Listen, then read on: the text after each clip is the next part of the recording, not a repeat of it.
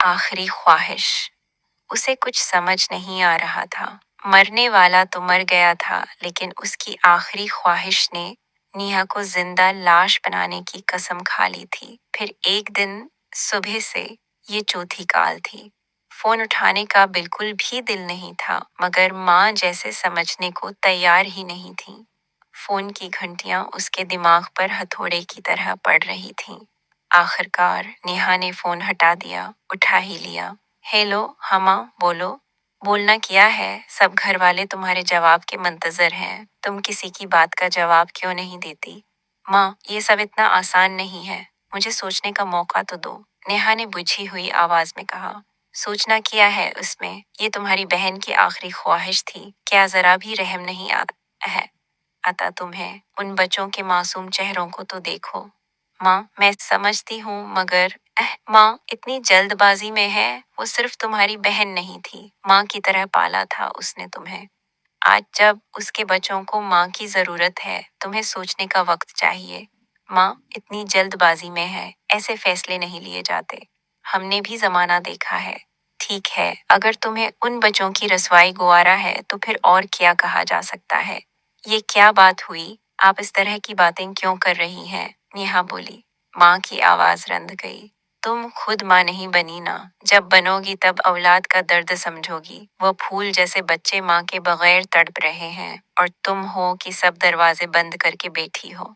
नेहा का दिल बहुत बुझल हो चुका था। क्या वाकई ये सब इतना आसान था? 4 बहन भाइयों में सबसे छोटी थी वो, सबकी लाडली, पर जिंदगी उसे इस कदर कड़वे और कठिन मोड़ पर ले आएगी, कभी सोचा भी न था।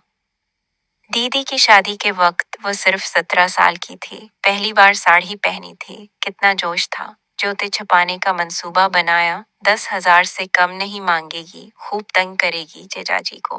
और जीजाजी उसकी हर शरारत पर हंस दिया करते थे। वो सिर्फ उसकी बहन के शौहर नहीं, बल्कि उसके हमराज, समझदार और सुलझे हुए इंसान थे। उसी के मशूरे पर नेहा ने सॉल्व सिरोसिस की तैयारी शुरू की थी, वरना माँ के दबाव में आकर शायद वो भी बहन की तरह घर गृहस्थी में खो जाती। बहन बहुत ज़हीन होती है थी, मगर बाबा की आखिरी ख्वाहिश को निभाने के लिए कुर्बानी दे दी। अचार, मुरब्बे और तरह तरह के पकवानों तक ही महदूद होकर रह गई। अभी भी याद है उसे वो दिन जब बहन की कैंसर की रिपोर्ट आई थी। तीसरा स्टेज था। घर में कहराम मच गया था। मारो रोकर बेहाल हो चुकी थी, और दीदी दीवार का सहारा लेकर चुपचाप खड़ी थी। नेहा को समझ नहीं आ रहा था कि किसको संभाले, किसको तसल्ली दे। सब हकीकत जानते थे, पर एक दूसरे को झूठी उम्मीद दिलाने में लगे रहे। जैजाजी का चेहरा अचानक ही बूढ़ा लगने लगा था। अपनी हेमिस्फीयर की ये हालत उनसे देखी नहीं जा रही थी। उन्होंने बहन को बचाने के लिए हर मुमकिन कोशिश की। मुंबई चने कहाँ कहाँ नहीं दौड़े, किसके आगे हाथ नहीं जोड़े, मगर कुछ फायदा न हुआ। जैजाजी की आलीशान कोठी, दौलत सब बेकार हो गया, और दीदी सबको बलकता छोड़कर चली गई।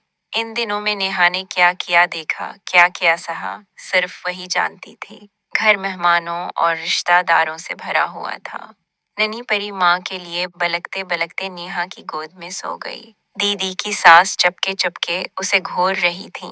बेटा, तुम कौन हो? बहुत देखा देखा चेहरा लगता है। नेहा ने परी की तरफ इशारा करके कहा। मैं इसकी होंगी, खाला हूँ।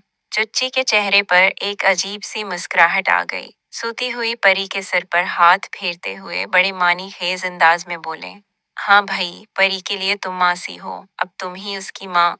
नेहा गुस्से से तिलमिला गई। चुच्ची के अल्फाज गले में अटक गए। वो परी को लेकर कमरे में चली गई। ये पहला मौका नहीं था। इन 13 दिनों में हराने जाने वाले की आंखों में वही सवाल तैरता नजर आया था। कितना रोई थी वो इस रात। मेहमानों के जाने के बाद जब वो सामान पीक कर रही थी, परी और गोलू आ गए। मोसीत, आप जा रही हैं? हाँ बेटा, मेरी छुट्टियां खत्म हो गई हैं, ऑफिस भी जाना है। तुम उदास क्यों हो? हम रोज वीडियो कॉल पर बात करेंगे। अपना होमवर्क रोज करना। बच्चे चुपचाप सुनते रहे। दीदी के बच्चे बहुत समझदार थे, मगर आखिर को बच्चे ही थे। तभी माँ कमरे में आ गई। तन्नेहा, सामान पैक हो गया? हाँ माँ, ऑफिस से बार बार फोन आ रहा है। आप लोग कब निकल रहे हो? तुम्हारे पापा और भाई कल सुबह निकलेंगे। मैं अभी कुछ दिन यहीं रहूंगी। नेहा सर झुकाए सुनती रही। नेहा, तुझसे एक बात करनी थी। हाँ माँ, कहो। नेहा, तुझसे कुछ छुपा नहीं। तुम्हारी बहन के जाने के बाद हमारी जिम्मेदारी और भी बढ़ गई है। तुम्हारी बहन ने मरने से पहले मुझसे एक वादा लिया था। वो चाहती थी कि उसके बाद तुम उसके बच्चों की जिम्मेदारी संभालो। तुम परवीन जी से शादी कर लो। नेहा चौंक गई। माँ, तुम ऐसा सोच भी कैसे सकती हो? जेजा जी से मेरी शादी? नेहा, समझने की कोशिश करो। आखिर तुम्हें भी तो शादी करनी ही है। देखा भाला खानदान है, बच्चों को माँ मिल जाएगी। वैसे भी एक लड़की को किया चाहिए बड़ा घर, नौकर चाकर, दौलत। तुम्हारे पापा की भी यही ख्वाहिश है। नेहा माँ को हैरत से देखती रही। क्या तुमने जेजा जी से भी एक बार पूछा? पूछना क्या है, उनके माँ बाप तो है नहीं। चाचा चच्ची से बात हो गई है, उन्हें ये रिश्ता मंजूर है। रिश्ता? नेहा सब कुछ समझ गई। माँ, मैंने तुमसे ऐसी बात की उम्मीद नहीं की थी। माँ का चेहरा संजीदा हो गया।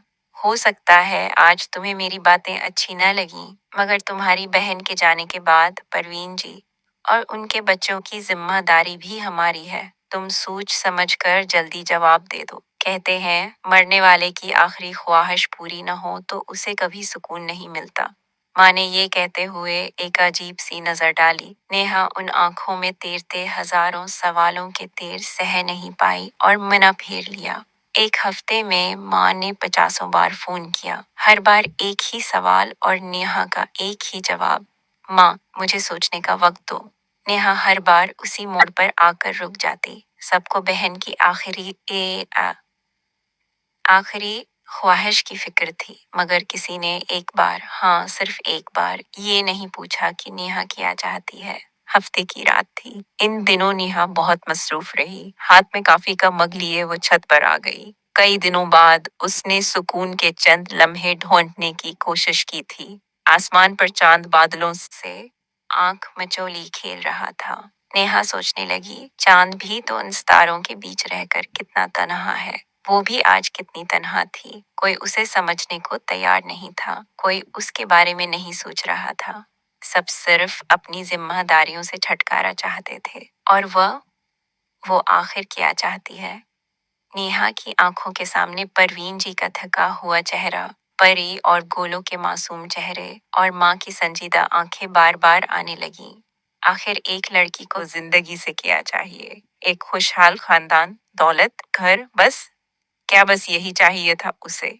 अगर वो माँ की बात मानकर शादी कर ले, तो उसे क्या मिलेगा? दीदी की परछाई होने का दर्जा, दूसरी बीवी, दूसरी माँ, नहीं, सौतेली माँ। रात के आखिरी पहर में नेहा की आंखों में नींद का नाम व निशान न था। छत पर बैठे बैठे न जाने कब उसके आंसू खामोशी से बहने लगे। उसके दिल में एक तूफान सा मच रहा था। दीदी की आखिरी सांस, उनकी लर्जती आवाज, उन बच्चों की बलकती हुई पुकार, सब कुछ उसके जहन में गूंज रहा था।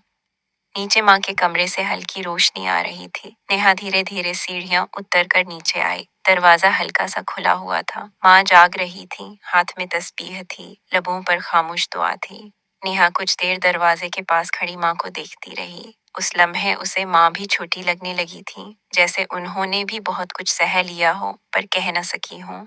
माँ। नेहा की आवाज धीमी थी, पर अंदर की टूटती हुई दीवारों जैसी।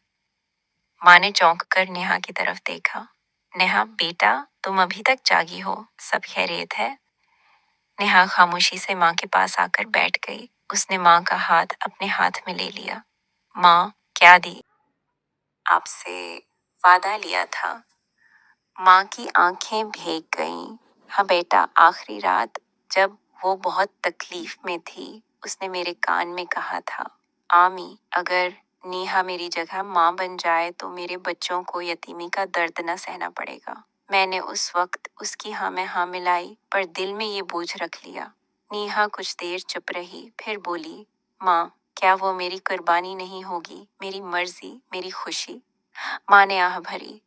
हो सकती है बेटा, मगर कभी कभी दूसरों के लिए जीना भी इबादत बन जाता है। मैं तुम्हें मजबूर नहीं करूंगी, मगर एक बात सोचना, अगर वो बच्चे गैर लोगों के हाथों पले तो दीदी की रूह को कितनी तकलीफ होगी। अगले दिन नेहा खामोशी से आफ्स चली गई, लेकिन दिल दिमाग में हर वक्त परी और गोलों की शक्लें घूमती रहें। उस रात उसने एक छोटा सा तहफा लिया और सीधा अस्पताल के करीब वाले स्कूल गई जहां बच्चे पढ़ने लगे थे। जब उन्होंने नेहा को देखा तो भागकर उसके गले लग गए। मूसा, आप आई हो, हमें लगा आप हमें छोड़ गईं। नेहा उन्हें सीने से लगाकर रो दी। नहीं बेटा, मूसा कभी छोड़कर नहीं जाती, परी ने धीरे से कहा। अम्मी ख्वाब में आई थी कल रात, कह रही थी मेरी छोटी बहन तुम्हारी माँ बनेगी। क्या वह सच था?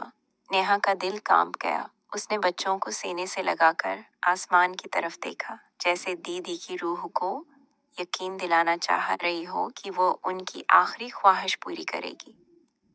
1 माह बाद शादी की तकरीब सादा थी, पर दिलों में एक अजीब सा सुकून था। परवीन जी खामोश तबीयत के थे और नेहा में अब एक नरमी और वकार आ चुका था।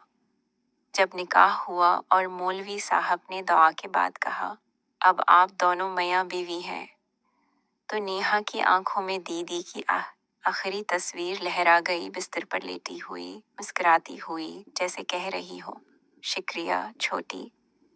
नेहा ने परवीन जी की तरफ देखा। उनके चेहरे पर वही शाइस्तगी, वही खामोश दर्द था। दोनों के दरमियान कोई ख्वाब न था, कोई फसाना न था, बस एक फर्ज, एक अहद और एक माँ जैसा प्यार। बिट्टू ने नेहा को आमी कहकर पुकारा तो उसका दिल भर आया। उसने उन्हें गले लगाया। हाँ बेटा, अब मैं ही तुम्हारी माँ हूँ। आखिर में एक सादा सी बात कहानियां मोहब्बत से नहीं, कुर्बानी से लिखी जाती हैं, और बाद रिश्ते खून के नहीं, दर्द के होते हैं।